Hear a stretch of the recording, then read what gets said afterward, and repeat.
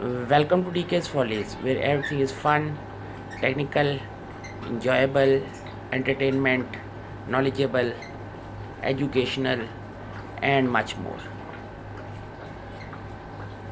आप लोग सारे देख ही रहे होंगे कि मैं हमेशा एक बोतल दिखा देता हूँ आपको, जिसमें मछलियाँ रखी हुई हैं, ऊपर पौधे लगाए हुए हैं, एक्वापोनिक्स करता रहता हूँ।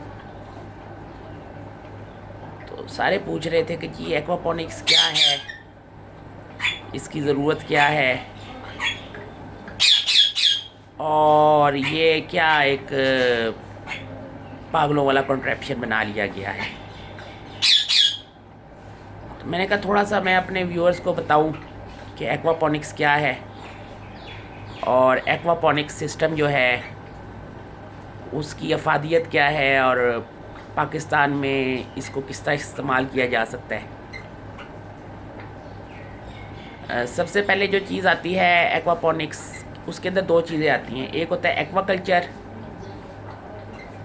और एक होता है हाइड्रोपोनिक्स। इन दोनों लफ्ज़ों को मिला के एक्वाकल्चर का एक्वा और हाइड्रोपोनिक्स का पोनिक्स मिला के एक टर्म बनाई गई है, उसे कहते हैं एक्वापोनिक्स।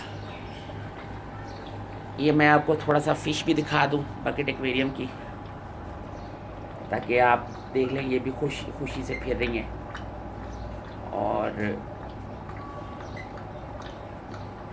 जो मैंने माइक्रो सिस्टम था उसको फ़िलहाल थोड़ी सी जगह की प्रॉब्लम हो रही थी, तो उसको कुछ अर्से के लिए बंद करके तो उसकी फ़िश भी इधर इसी बकेट एक्वेरियम में डाल दी है, जो कि आप देख रहे हैं।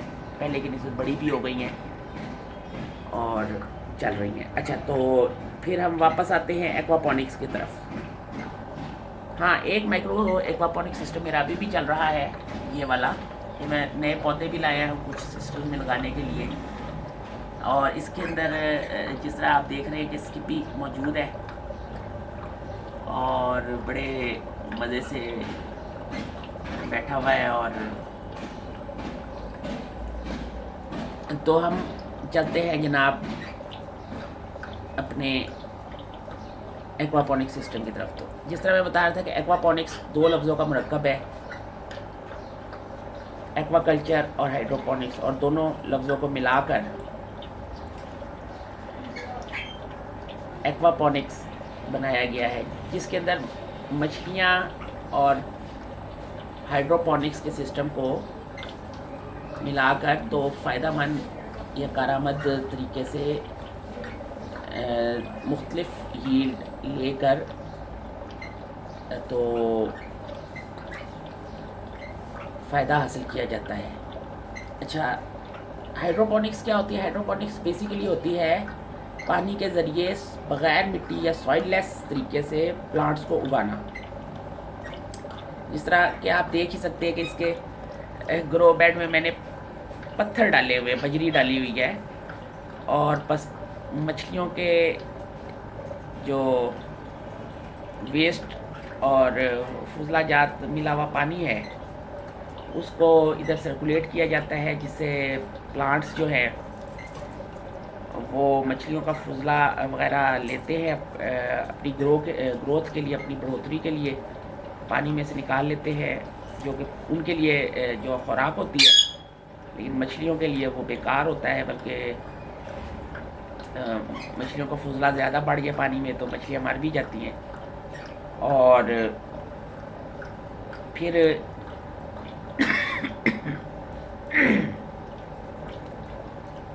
ये मछलियों का पानी जो है वो प्लांट्स इस्तेमाल करते हैं, उसमें से अपने मछलियों के फुजलाजात वगैरह निकाल के अपनी बढ़ोतरी के लिए, अपनी खुराक के लिए इस्तेमाल करते हैं, और वो पानी फिर वापस साफ़शुदा हालत में मछलियों को वापस मिल जाता है।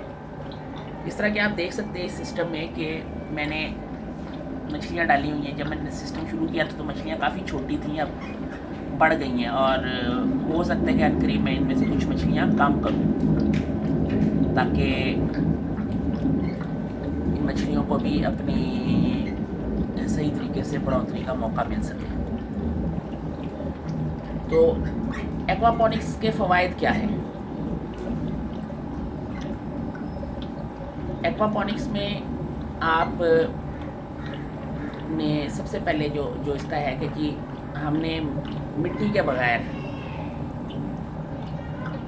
हमने पौधे उगाने हैं, जिसे आप कह सकते हैं कि घर के अंदर अगर आप उगाएंगे तो आप हर्ब्स उगाते हैं, जिसे हम जड़ी बूटियाँ अपने उर्दू में कहते हैं, लेकिन हर्ब्स में बहुत सारी चीज़ें आ जाती हैं, जिस तरह के आपके फ़ायदेमंद सब्ज़ियाँ भी आ जाती हैं और बहुत कुछ आ जाता है, जिस तरह धनिया, पुदीना, पालक, सलाद वगैरह, जो कि इसके अंदर उग सकता है। जिस तरह कि आप देख रहे हैं मैंने बीज डाले हुए हैं और कुछ छोटे छोटे इसके अंदर से उगने के लिए नज़र आ रहे हैं। छोटे प्लांट्स हैं क्योंकि लास्ट मैंने जब इसको चेंज किया था इसके अंदर ख़राबी आ गई थी इसके ओवरफ्लो सिस्टम में, तो ओवरफ्लो सिस्टम जब मैंने इसका चेंज किया था तो उसके बाद ज़रूरत थी। तो बोतल में बनाने का मकसद ये था कि ये एक छोटा सिस्टम हो, कॉम्पैक्ट सा सिस्टम हो, जो कि मैं एक डेमोन्स्ट्रेशन पीस के तौर पे भी इस्तेमाल कर सकूं और इससे सीख कर चला कर इसको आगे चला सकूं। तो हाइड्रोपोनिक्स का हो गया कि जी हाइड्रोपोनिक्स के अंदर मिट्टी का इस्तेमाल कम से कम करके या मिट्टी का बिल्कुल ही इस्तेमाल ना करके हम पौधे उगाएं। जिस तरह कि मैंने फ़िलहाल इस ग्रो बेड में पौधे उगाए हुए हैं। पानी जो है वो इस लेवल तक है और ऊपर से तकरीबन 2 इंच जो है वो जगह है जहाँ पे पौधे लगे हुए हैं और पौधे जो है वो उनकी जड़ें इस पानी के अंदर से अपनी ज़रूरत की खुराक ले लेती हैं और साफ़ करके पानी वापस मछलियों में दे देती है। अब दूसरा इसका का जो पॉइंट है एक्वापॉनिक्स। एक्वापॉनिक्स होता है मछली पालना।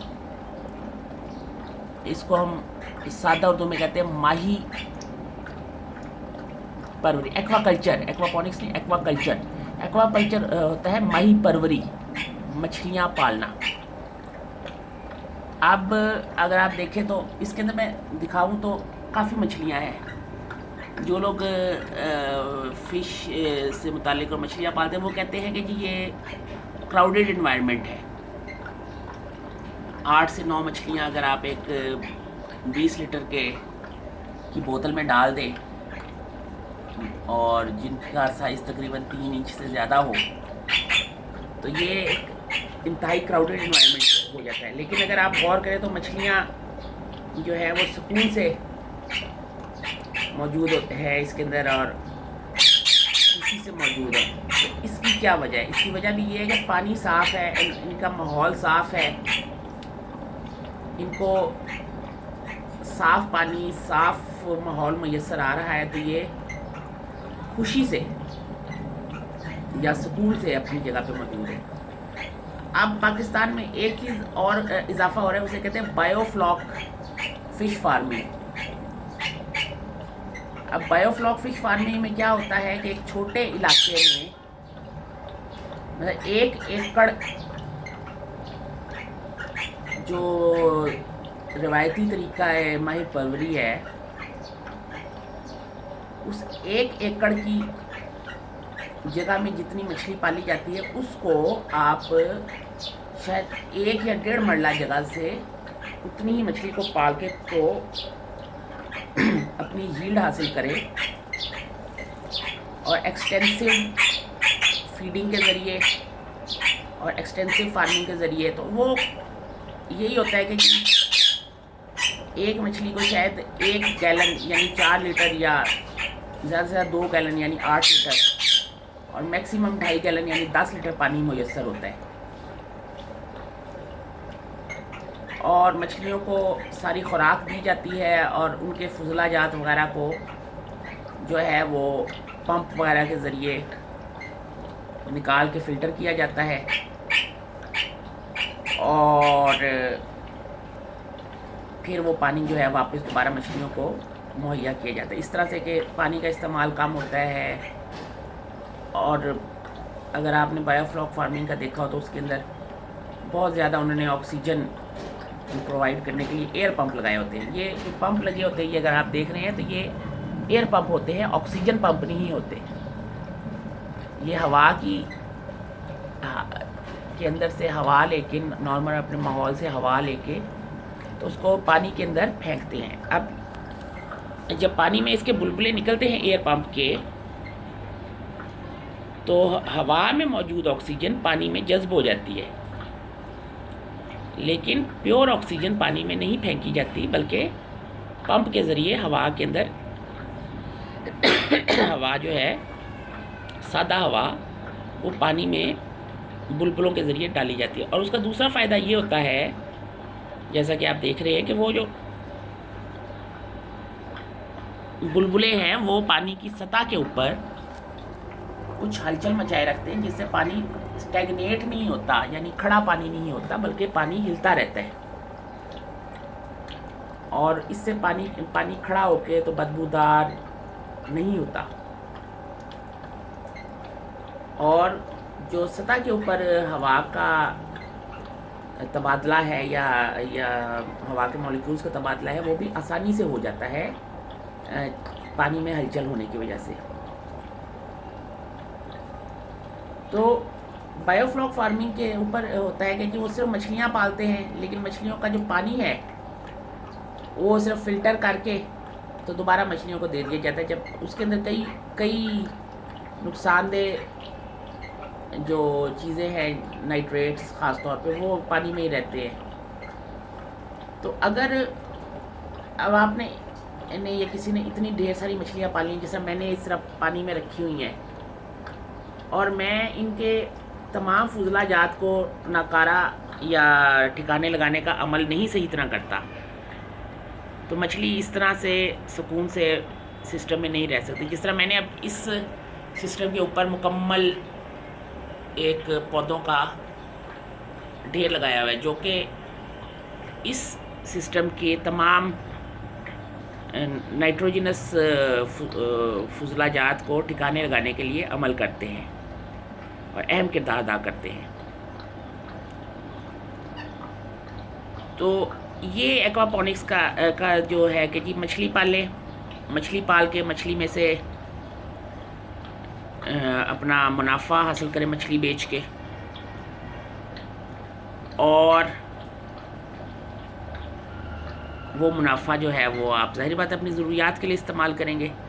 दूसरा, उसके ऊपर मैंने तो चूँकि इंडोर है तो ज़्यादातर खूबसूरती वाले प्लांट्स लगाए हुए हैं, और चूँकि ये थोड़ा सा डेमोन्स्ट्रेशन मॉडल है तो इसके अंदर मैं कोशिश कर रहा हूँ।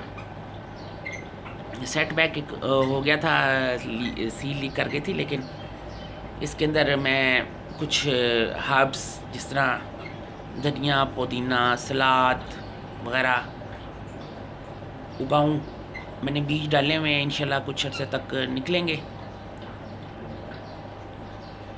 तो ये एक मॉडल सही तरीके से चल पड़ेगा, तो एक डेमोन्स्ट्रेशन मॉडल भी हो जाएगा। लोग इसी मॉडल से सीख के तो अपना कर सकते हैं। तो ऊपर जो है, अब मछलियों का पानी लिया, ख़ास तौर पर मैं बायोफ्लॉक सिस्टम की बात कर रहा हूँ, तो मछलियों का पानी अगर उन्होंने एक मुनासिब साइज़ का ग्रो बेड बनाया हो, माही परवर मछली फार्मर ने, और उस ग्रो बेड के अंदर मछली का पानी फ़िल्टर होने के बाद मछली को डायरेक्ट देने के बजाय उस ग्रो बेड में से सर्कुलेट किया जाए या पास किया जाए, और उस ग्रो बेड में मुख्तलिफ ग्रो मीडिया होता है, जिस तरह के आप कह सकते हैं उसके अंदर मुख्तलिफ इक़साम की बजरी हो सकती है, ईंट के चिप्स या ईंट के टुकड़े तोड़ के पत्थर बना के डाले जा सकते हैं। कुछ कीमती तरीके से वही ईंट के जिसे कहते हैं मिट्टी के बॉल, उसको वो बना के तो वो एक हाइड्रो पता नहीं क्या नाम लेके ग्रोथ मीडिया कहते हैं, हाइड्रोटॉन और समथिंग, वो भी हो सकता है। ये तो है ना कि जी कितना फैंसी जाते हैं या कितना आप सस्ते से सस्ता अपना काम करते हैं। मेरा गोल यही है, कम से कम इनपुट, ज़्यादा से ज़्यादा आउटपुट। तो जो जितना सस्ता हो जाए उतना अच्छा है। तो ये सारा करके तो वहाँ से जो है वो ग्रोथ मीडिया के मौजूद हो, उसके तो उन्होंने सब्ज़ियाँ लगाई हों, मौसमी सब्ज़ियाँ कह लें, जैसे टमाटर लगाए हों, किसी ने मिर्च लगाई हो, किसी ने सलाद लगाया हो, किसी ने पालक लगाई हो, और मौसमी सब्ज़ियाँ लगा के तो सब्ज़ियाँ बेचें। सब्ज़ियों के लिए खाद की ज़रूरत नहीं है क्योंकि मछलियाँ खाद फ्राहम कर रही हैं। और चूँकि रिवायती तरीके के निस्बत ज़्यादा बेहतर और ज़्यादा अच्छी तादाद में खाद मौजूद है पौधों के लिए और बआसानी मौजूद है, तो आप देखेंगे कि आपका जो फल है या सब्ज़ी है जो कि आपने लगाई हुई है अपने सिस्टम में, स्ट्रॉबेरी काश्त बड़े आसानी से इस सिस्टम में की जा सकती है, तो वो ज़्यादा बेहतर बढ़ोतरी भी देती है और ज़्यादा अच्छा फल भी या ज़्यादा अच्छा सब्ज़ी फल भी बनाती है। तो वो उससे ये हो जाएगा। और दूसरा फ़ायदा ये हो जाएगा कि जो आपकी मछली है जो कि आपके सिस्टम में मौजूद है, उसको साफ़ सुथरा तकरीबन ताज़ा पानी बार बार मुयस्सर आएगा सर्कुलेशन के ज़रिए। तो एक तो उसका पानी की क्वालिटी अच्छी होगी, दूसरा ये कि सिस्टम के अंदर मछली सुकून से रहेगी और आपका फ़िश लॉस, जो कि मछली मरती है, वो कम से कम होगा। अच्छा, अब यही चीज़ मैं दिखा रहा था कि मैंने एक और काम किया। मैं एक तजुर्बा करने जा रहा हूँ मुस्तकबिल के लिए। तो मैं ये लेकर आया कुछ, हम इनको 3-4 नाम से इस्तेमाल करते हैं। इसको देसी गप्पी भी कहते हैं, इसको मॉस्किटो फ़िश भी कहते हैं, और कुछ और नामों से भी इसको बुलाया जाता है। तो ये मछली मैं लेकर आया, ये काफ़ी सारी मछली है, तकरीबन जहाँ तक मेरा ख्याल है 100 दाना होगा। तो अभी मैंने बिल्कुल इसको आर्जी तौर पे रखा हुआ है, जस्ट एक फ़िल्टर बनाया हुआ है, जो कि ये मैं हटा देता हूँ तो ये फ़िल्टर भी आ जाएगा सही तरीके से। नॉर्मल एक बोतल के ज़रिए फ़िल्टर बनाया हुआ है, जो कि पानी और हवा, आपको नज़र आ रहा होगा कि दोनों जो है वो सर्कुलेट कर रहा है, और इस फ़िल्टर के अंदर मौजूद जो मीडिया है वो मछली के फुजला जात की सफाई भी कर रहा है। साथ ही अगर आप देखें तो मैंने सिंपली तौर पे इस टब में पौधे लगा दिए हैं, जिनके जड़ें, ये आपको जड़ें नज़र आ रही होंगी, इनकी जड़ें पानी के अंदर मौजूद हैं और पानी के अंदर से मछली के फुजला जात की सफाई कर रही हैं। ये अब आप अपने एक्वेरियम में भी इस्तेमाल कर सकते हैं और अपने क्या कहते हैं फ़िश पॉन्ड में भी इस्तेमाल कर सकते हैं। तो ये कुछ मैं जो सारा दिखा रहा था कि एक्वापॉनिक्स क्या है, क्यों है, कैसे है, मैं एक्वापॉनिक्स क्यों करता हूँ। सादा मछलियाँ तो बहुत पाली हैं, अब इनको एक अच्छी बेहतर ज़िंदगी देने के लिए कि हम मछली ऐसे पालें कि गोल्ड फ़िश की जो उम्र है वो 15 से 20 साल के दरमियान होती है। हमारे पास गोल्ड फ़िश ज़्यादा से ज़्यादा किसी की चली तो 3 साल चली, उसके बाद मर गई। क्यों मरी? क्योंकि कैप्टिविटी में उसकी 15 से 20 साल उम्र रिकॉर्ड की गई है। सबसे ज़्यादा जो उम्र जिस गोल्ड फ़िश ने पाई थी मेरे ख्याल में 24 साल थी, या शायद ज़्यादा थी, लेकिन नहीं पता। तो हम अपनी मछली जो हम रख रहे हैं, हम उसको बेहतरीन माहौल दे सकें। तो इन तजुर्बात के लिए मैंने काफ़ी अर्से से मैं फ़िश हॉबी में था, तो मैं इसको थोड़ा सा चाहता हूँ कि इसको दीगर तरीके से बढ़ोतरी दी जाए। और एक्वापॉनिक सिस्टम जो है, इसके अंदर घर के अंदर अभी तो मैंने बोतल में लगाया, बोतल में इसलिए लगाया हुआ है, कहते हैं जी बोतल में क्यों लगाया हुआ है, क्लियर टॉप में लगाते थे। तो बोतल में लगाने का मकसद ये था कि कम से कम खर्चा, आलमोस्ट ज़ीरो खर्चा।